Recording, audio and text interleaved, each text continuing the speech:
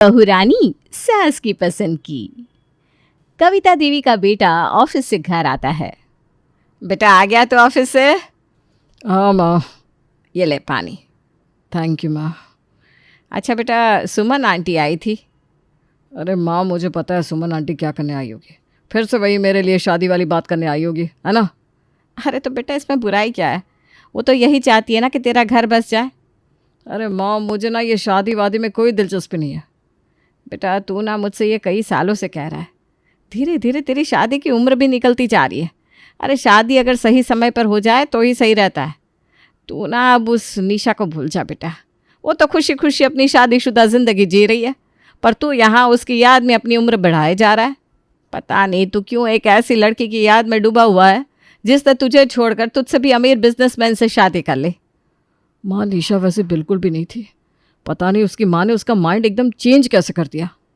अरे उसकी माँ ने उसका माइंड चेंज कर दिया, लेकिन माइंड तो उसी का था ना। देख बेटा, पुरानी बातों को भूलकर आगे बढ़ने को ही ज़िंदगी कहते हैं। अब तो 5 साल हो गए बेटा, भूल जा वो सब और अपनी नई ज़िंदगी की शुरुआत कर। अरे निशा से 50 गुना बेहतर लड़कियां हैं इस दुनिया में। और बेटा ज़रा अपनी बूढ़ी माँ के बारे में भी तो सोच। क्या तू नहीं चाहता कि तेरी बूढ़ी माँ को इस बुढ़ापे में बहू का सुख मिले? माँ देख, सुमन आंटी ने मुझे इस लड़की की फ़ोटो दी है। लड़की ठीक ठाक घर की है, लेकिन बता रही थी कि बहुत कामकाजू है, सीधी सादी है और हम सबका बहुत अच्छे से ख्याल भी रखेगी। ये बात आप इतने दावे से कैसे कह सकते हैं माँ? अरे बेटा, सुमन आंटी की चचेरी बहन जहाँ रहती है ना, ये लड़की भी वहीं रहती है। उन्होंने ही सुमन आंटी को बताया कि लड़की बड़ी गुणवान है। और तो और उनके मोहल्ले का कोई ऐसा इंसान नहीं जो इस लड़की को अच्छा न मानता हो। अच्छा। हाँ बेटा। इस तरह कविता देवी अपने बेटे को उस लड़की के बारे में बताती रहती है और यही समझाती रहती है कि वो जल्दी से शादी कर ले। दिन गुजरते रहते हैं और गुजरते दिन के साथ ऋषि भी इस शादी के लिए कन्विंस हो जाता है।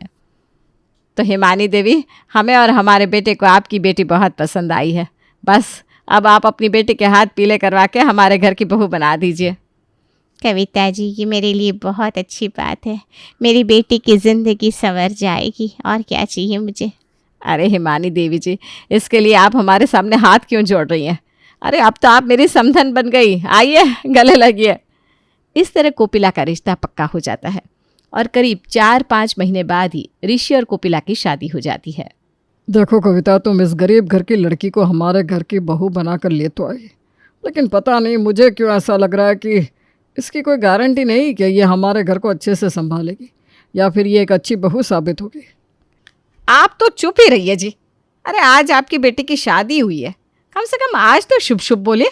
और वैसे भी कोपिला कोई एकदम गरीब घर की लड़की नहीं है। तुम्हें पता है ना कविता कि मैं ऐसा बार बार क्यों कहता हूँ? क्योंकि मेरे भाई दिनेश ने भी यही गलती की थी। उसने भी ऐसे ही अपने बेटे की शादी एक गरीब घर की लड़की से करवा दी थी, और उसके बाद उनका क्या हाल हुआ था वो तो मैं ही जानता हूँ। अरे तुम्हारे भाई के साथ वैसा हुआ था तो क्या हमारे साथ भी वैसा ही हो जाएगा? सब लड़कियां एक जैसी थोड़ी ना होती है। ठीक है, अब आप जाइए और आराम करिए। ठीक है, तुम जानो आगे। शादी का ये दिन बीत जाता है और अगला दिन आता है।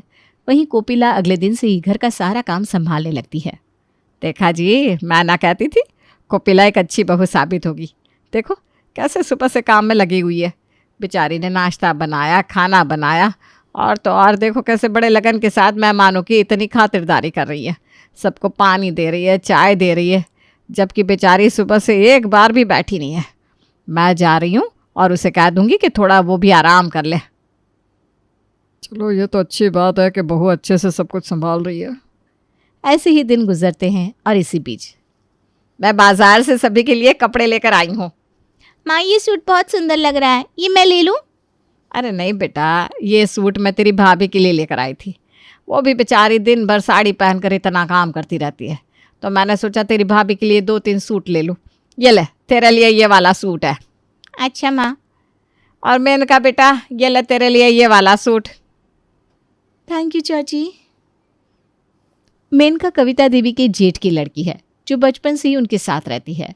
थोड़ी देर बाद, यार प्राजक्ता, आज तुझे वो सूट पसंद आया तो चाची ने तुझे वो सूट दिया क्यों नहीं? वही तो, भले ही वो सूट भाभी के लिए था तो क्या हो गया, वैसे भी मम्मी उनके लिए 2-3 सूट तो लाई थी। लगता है चाची का सारा प्यार अब भाभी को मिलने वाला है। ऐसा कुछ नहीं होगा मेनका, भले ही भाभी मेरी मम्मी की पसंद की है, लेकिन मैं भी उनकी बेटी हूँ। हाँ ये भी है। इसकी कुछ दिन बाद, प्राजक्ता बेटा, ये देखो ये नेकलेस कैसा है, एक तेरे लिए एक तेरी भाभी के लिए। सासू माँ ये वाला मैं रख लूँ? ये वाला ना मुझे बहुत अच्छा लग रहा है और ये मेरी नई वाली साड़ी से भी बहुत मैच करेगा। अरे बहू, ये वाला नेकलेस तो मैं प्राजक्ता के लिए लेकर आई थी, लेकिन चल कोई बात नहीं, तू इसे रख ले। चाची लेकिन ये प्राजक्ता के लिए था ना, तो आप ये इसे दीजिए। मम्मी ये क्या बात हुई? ये वाला नेकलेस आप मेरे लिए लेकर आई है और भाभी को दे रही हैं, और उस दिन जब आप भाभी के लिए सूट लेकर आई थी और मैं उसमें से एक सूट मांग रही थी, तब तो आपने मुझे वो वाला सूट नहीं दिया, ये कहकर कि वो भाभी का है। सासू माँ आप ये ननद जी को ही दे दीजिए। नहीं, अब तो मैं प्राजक्ता को ये नेकलेस बिल्कुल भी नहीं दूंगी, क्योंकि अगर तुम्हें ये नेकलेस चाहिए था तो तुम्हें ये बात थोड़े सही तरीके से बोलनी चाहिए थी। तुमने एक बार भी नहीं सोचा कि तुम्हारी भाभी को कैसा लगेगा। माँ जब से भाभी आई है ना, आप बस भाभी की ही साइड ले रही हैं, और ऐसा मैंने क्या कह दिया कि भाभी को बुरा लग जाएगा? प्राजक्ता बेटा, तमीज से बात करो, तमीज भूल गई हो क्या? माँ आप ऐसा करिए, ये दोनों नेकलेस आप भाभी को दे दीजिए, मुझे इन दोनों में से कोई भी नेकलेस नहीं चाहिए। इतना कहकर प्राजक्ता और मेनका चली जाती हैं। अरे कोपिला, तू बुरा मत मानना, एक ही बेटी है ना मेरी, इसलिए थोड़ी जिद्दी है। कोई बात नहीं माँ जी, ननद जी की अभी उम्र कम है, मैं समझ सकती हूँ कि अभी इनके अंदर बचपना होगा। बहू तू ना सच में बहुत समझदार है। अगले दिन सासू माँ घर में ड्राई फ्रूट्स ख़त्म हो गए हैं और वो नमकीन वगैरह भी ख़त्म हो गए हैं। मैं विनोद से बोल कर ना आज ही ड्राई फ्रूट्स और नमकीन वगैरह सब मंगवा दूंगी, ठीक है? और कुछ तो नहीं चाहिए ना? वो माँ जी मेरी ना पुरानी वाली सैंडल पीछे से पता नहीं कैसे टूट गई, जबकि वो तो इतनी नई थी। वही तो, और वो सैंडल तो 1700 रुपये की थी बहू। हाँ माँ जी वही तो। कोई ना, तू चिंता मत कर, मैं तुझे पैसे दे दूंगी, तो बाजार से अपनी मनपसंद की सैंडल ले आना।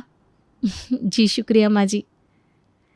देख तो प्राजक्ता, कोपिला भाभी ने कभी अपनी ज़िंदगी में ड्राई फ्रूट्स देखे भी होंगे क्या? देखा था इन्हें मैंने कल, प्लेट में ढेर सारे ड्राई फ्रूट्स लेकर बैठी हुई थी। ऐसा लग रहा था जैसे ज़िंदगी में पहली बार खा रही हूँ। पहली बार ही खा रही है समझ ले, क्योंकि इनके घर में तो कभी ड्राई फ्रूट्स आया नहीं होगा। वही तो। वहीं कोपिला अपनी सासू माँ से पैसे लेकर बाजार चली जाती है। हे प्रभु, आपका बहुत बहुत शुक्रिया, आपने तो मेरी किस्मत ही चमका दी है। कितना अच्छा और अमीर ससुराल मिला है मुझे, जहाँ मैं जो चाहूँ खा सकती हूँ, जो चाहूँ पहन सकती हूँ, और तो और जितना पैसा मांगती हूँ मुझे उतना पैसा भी मिलता है। वैसे मैं भी बड़ी चालाक हूँ, सासू माँ के दिए हुए पैसों से शॉपिंग करूँगी और मेरे पति के दिए हुए पैसों को बचा कर रखूँगी। अब ये बहू तो रोज़ ही ऐसा करने लगी थी, खूब मौज मस्ती करती, खूब शॉपिंग करती, महंगे महंगे रेस्टोरेंट में जाती। वहीं ये सब इस बहू की ननद को बिल्कुल भी अच्छा नहीं लग रहा था। तभी एक दिन, प्राजक्ता सुनना, प्राजक्ता क्या कर रही है तू? अरे क्या हुआ यार, मूवी देखने देना मुझे। तू भी ना एकदम पागल है, देख तो तेरी भाभी कहाँ जा रही है। कहाँ जा रही है मतलब? अरे तू चल तो मेरे साथ। मेनका और प्राजक्ता कोपिला का पीछा करते हुए घर से थोड़ा सा आगे बढ़ती हैं। भाभी, अब आप दोनों? हाँ क्यों? आप हम दोनों को देखकर चौंक क्यों रही हैं? अरे मैं चौंक थोड़ी ना रही हूँ, मैं तो बस पूछ रही थी कि आप दोनों यहाँ पर। वो तो हम अपना बता देंगे, पहले आप बताइए आप यहाँ पर क्या करने आई हैं, वो भी चुपके चुपके? अरे वो ननद जी, तभी वहाँ पर डिलीवरी बॉय आता है। मैडम आप ही है ना कोपिला सेन? जी मैडम ये लीजिए आपका पार्सल। डिलीवरी बॉय पार्सल देता है और चला जाता है।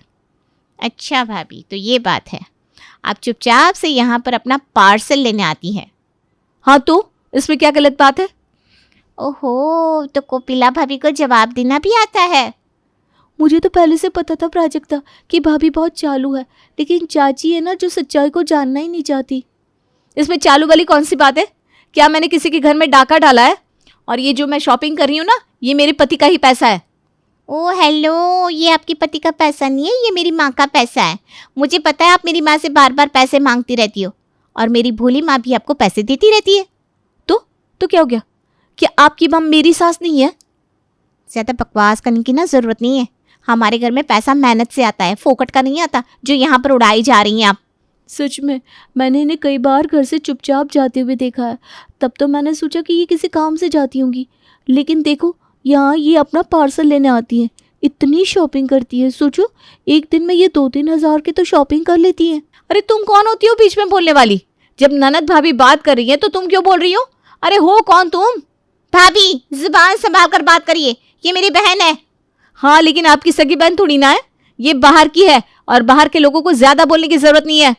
भाभी छोड़ दे प्राजक्ता, बेफालतू में यहाँ पर तमाशा हो रहा है। अगर हमारे कॉलोनी के किसी भी अंकल या आंटी ने देख लिया तो बदनामी तो हमारी ही होगी। चल यहाँ से। दोनों घर पहुंचकर कविता देवी को सारी बात बताती है। अरे तो क्या हो गया? क्या तुम दोनों शॉपिंग नहीं करती? माँ मैं इतने बड़े घर की बेटी हूँ, लेकिन महीने में इतनी शॉपिंग नहीं करती जितनी भाभी कर लेती हैं। और ये सोचिए कि उन्हें भी पता है कि ये चीज़ गलत है, इसीलिए तो वो चुपके से पार्सल लेने जाती है बाहर। हाँ चाची, माना कि आप लोग पैसे वाले हैं, लेकिन इसका मतलब ये तो नहीं कि आपके पैसे बेफालतू में उड़ाए जाए। इन दोनों की बातों का अब कविता देवी पर थोड़ा असर पड़ता है। बहू, ये मैं क्या सुन रही हूँ? तुम महीने में इतना सारा पार्सल मंगा रही हो? बहू खर्च करो, लेकिन ऐसे बेफिजुल खर्च मत करो।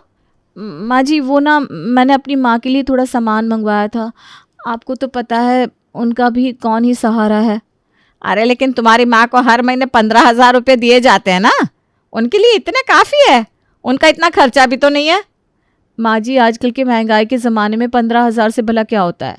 मेरी माँ का भी तो मन करता होगा ना कि वो भी अच्छी अच्छी साड़ी पहने, थोड़ा अच्छी अच्छी जगह घूमने जाए। बहू, ये सब तुम्हारी माँ पहले तो नहीं सोचती होंगी, हैं? माँ जी, हम अमीर नहीं है तो क्या हुआ, हमारे अंदर भी तो अरमान है ना। बेटा, होते हैं अरमान, लेकिन हर चीज़ अपनी परिस्थिति के अनुसार ही सोचनी और करनी चाहिए, तो ही अच्छा होता है। सासू माँ, आप कहना क्या चाहती हैं? सीधे सीधे कहिए ना कि हम जैसे लोगों को सपने देखने का कोई अधिकार नहीं है। बहू, तुम मेरी बातों का गलत मतलब ले रही हो। भाभी, माँ आपको तब से कुछ समझाने की कोशिश कर रही है और आप उनकी बातों को समझने के बजाय उनको लगातार जवाब देती जा रही है। ननद जी, हम जवाब नहीं दे रहे हैं, हम बस अपना और अपनी माँ का पक्ष ले रहे हैं, तो इसमें गलत क्या है? अरे आप लोगों ने सोचा कि गरीब घर की लड़की लेकर आएंगे तो वो हमेशा गुलाम बनकर रहेगी, लेकिन ज़माना ना बदल चुका है। अब बहुएं भी अपने अधिकार के लिए लड़ना सीख गई है। बहू, ये क्या बोलती जा रही हो? अरे हमने तुम्हारे साथ ऐसा क्या कर दिया कि तुम्हें अपने अधिकार के लिए लड़ना पड़ रहा है? सासू माँ, जब से मैं इस घर में बहू बनकर आई हूँ तब से प्राजक्ता और मेनका जी मुझे कुछ ना कुछ बोलती रहती हैं। अरे मैं शॉपिंग करती हूँ तो इन्हें बुरा लगता है, मैं कुछ खाती हूँ तो इन्हें बुरा लगता है, और आप भी सासू माँ इन्हें ज़्यादा कुछ बोलती नहीं। और आज तो आपने भी मुझे अपनी जगह दिखा दी। इन सब के बीच बहुत बहस होती है। इसके कुछ दिन बाद, प्राजक्ता, आज तुमने फिर से अपनी भाभी से लड़ाई की? अरे क्यों करती हो तुम ऐसा? अरे भैया, आपने अपनी पत्नी की तरफ वाली कहानी तो सुन ली होगी, लेकिन ज़रा हमारे तरफ वाली कहानी भी सुन लीजिए। आपको पता है आज भाभी ने पापा को उल्टा जवाब दिया, और वो भी जानते हैं क्यों? क्योंकि उनको अपनी सहेली के साथ 10 बजे वाटर पार्क जाना था और आज मैडम 9 बजे सोकर उठी हैं। लेकिन जब मैं 7 बजे घर से निकला था तब तो वो जगी हुई थी। भैया, उसके बाद वो फिर सो जाती हैं। क्या? हाँ, और नहीं तो क्या। और जब देखो भाभी के मुंह में बस पैसा पैसा रहता है। मैं तो कहती हूँ एक बार आप कोपिला भाभी को पैसे देने से मना कर दीजिए, फिर देखिए क्या होता है। दोनों बहनों के बहुत समझाने पर ऋषि इसके लिए मान जाता है। सुनिए जी, ज़रा मुझे 3,500 रुपये देना तो। कोपिला, बात यह है कि मेरे बिज़नेस में थोड़ा लॉस हो गया है, इसलिए मैं अब तुम्हें 3-4 महीने तक पैसे नहीं दे सकता। तुम मेरी पत्नी हो, आई होप यू अंडरस्टैंड। हाँ, कोई नहीं जी। देखा मेरी पत्नी कितनी अच्छी है, कुछ भी नहीं भूली। कोपिला किचन में चली जाती है। बताओ, हाथी के दांत दिखाने की कुछ और, खाने की कुछ और। इतना पैसे होते हुए भी 3,500 नहीं निकल रहे इनसे। अरे ये तो है ही कंजूस, और मैं कहाँ 11,000 मांगने वाली थी इनसे। प्राजक्ता, आप? मैंने सोचा नहीं था कि तुम मेरे बारे में ऐसा कुछ बोलोगी। अरे वो मैं आपके बारे में थोड़ी ना बोल रही थी। अब नाटक बंद करो। वाह भाभी, हमें तो कुछ मेहनत भी नहीं करनी पड़ी और आपने खुद ही अपनी सच्चाई भैया के सामने ला दी। अच्छा, तो ये आपकी चाल थी। अरे आप तो बहन के नाम पर कलंक है, जो अपने भाई का घर उजाड़ने में लगी हुई है। कोपिला, चुप रहो। इसके बाद से ही सभी लोग कोपिला को पैसा देना बंद कर देते हैं, जिससे कोपिला का शॉपिंग करना, बाहर घूमना, महंगे महंगे रेस्टोरेंट जाना सब बंद हो जाता है। इसके 3 महीने बाद कोपिला, तुमने अपनी सहेलियों के साथ पार्टी करने के लिए मेरी गोल्डन चेन बेच दी। भाभी कितनी गिरी हुई हैं आप, बीच में मत बोलिए आप। क्यों ना बोले, हम क्या कोई पड़ोसी हैं? हाय राम, मेरी किस्मत खराब है जो ऐसी बहू मिली। माँ जी। क्या माँ जी? उन्हें क्या बोल रही हो तुम? एक तो तुमने गलती की है और ऊपर से हम सबके सामने अकड़ दिखा रही हो। हाँ तो अरे मैं करती ही क्या, 3 महीने हो गए, किसी ने मुझे ना पैसे दिए ना कुछ। अच्छा, और जो मैं हर महीने तुम्हारे खर्चे के लिए 4,500 रुपये देता हूँ उसका क्या? अरे उससे तो सिर्फ रेस्टोरेंट में 1 दिन का नाश्ता आता है। बहू, ये मत भूलो कि तुम कहाँ से आई हो। माँ जी, मैं जहां से भी आई हूं ना, लेकिन अब हूं तो इस घर की बहू। तो तुम ऐसा नहीं मानोगी। भैया निकाल दीजिए इन्हें घर से बाहर। अरे पागल है क्या? मैं तुम्हें घर से तो नहीं निकालूंगा, लेकिन तुम्हें तुम्हारे घर छोड़ कर आऊंगा और तुम वहां पर 7-8 महीना रहोगी, तब तुम्हें समझ में आएगा कि हम लोग क्या थे। नहीं देखिए ऋषि जी, ऐसा मत कीजिए। पर कोपिला का पति अब उसकी एक नहीं सुनता और उसे उसके घर छोड़ आता है। वहीं कोपिला की माँ को जब ये सब पता चलता है तो वो भी कोपिला पर बहुत गुस्सा होती है। तो कोपिला को जैसे ही वहां रहते हुए सिर्फ 1 महीना होता है कि उसकी अकल ठिकाने आ जाती है। सच में वहां तो महलों की रानी बनकर रह रही थी, नौकर चाकर सब थे वहां।